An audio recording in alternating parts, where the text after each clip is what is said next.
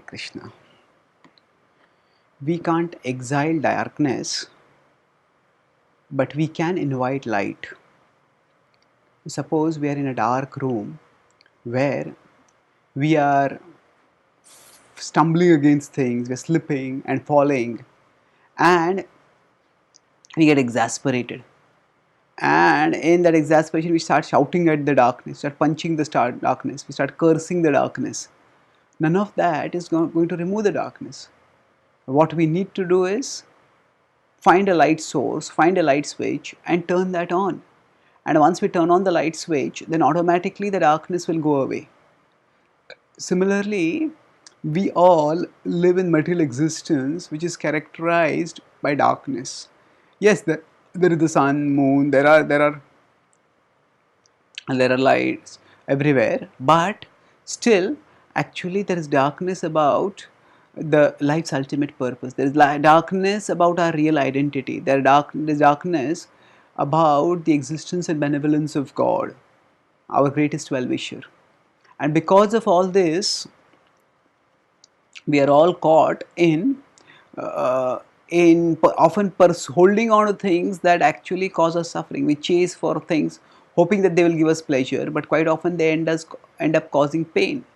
We strive to delight in certain things and we end up getting frustrated because we don't get pleasure through those things, and in fact these very things cause us pain. So we go about stumbling and flailing and falling in the darkness of material existence. And sometimes we may come to know that, oh, these are my own selfish desires, my lust, my anger, my greed, that is what is causing these problems. But even if we understand this, still we are not able to give it up. Yeah, I will not do this, I will not do this, I will not do this. We may resolve like that, but still we succumb to it again and again. That's because we cannot just, darkness is not a thing in itself that it can be removed. Darkness is simply the absence of light. Similarly, selfishness is not, the darkness of ignorance is not a thing in itself that can be removed. We have to actually invoke the light of knowledge and then the darkness will be removed. In 5.16, Krishna says in the Bhagavad-gita, Jnanena tu tadajnanam yesham nashitam atmanah tesham adityavajnanam prakashayati tatparam. So he says that jnanena, by knowledge, ajnanam, by that ignorance, yesham nashitam atmanah, that by which the darkness within is eradicated, tesham adityavajnanam, that knowledge which is sun-like, prakashate tatparam, is completely illuminated. So just as the sun illuminates the world externally, similarly spiritual knowledge, it illuminates our outer world, our inner world rather. We start understanding the subtler and spiritual realities of life, and thus we move forwards, forwards towards the life's ultimate goal. We find lasting happiness in our loving service to Krishna.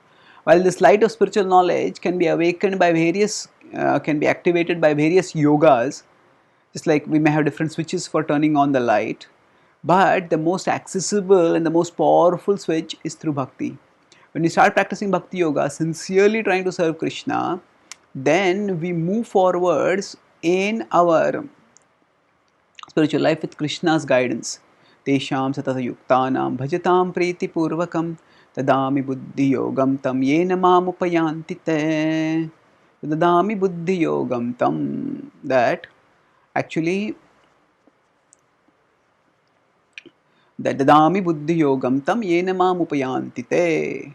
There is Krishna gives us the intelligence by which we can come to him, and thus we move steadily and firmly onwards towards him.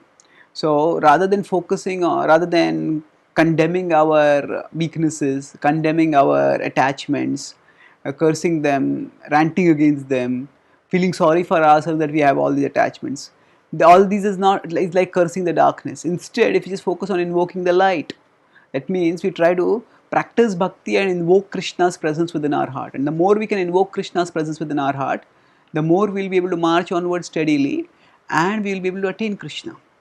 So the important thing for us is to just keep moving onward steadily. Ultimately, we will all attain Krishna.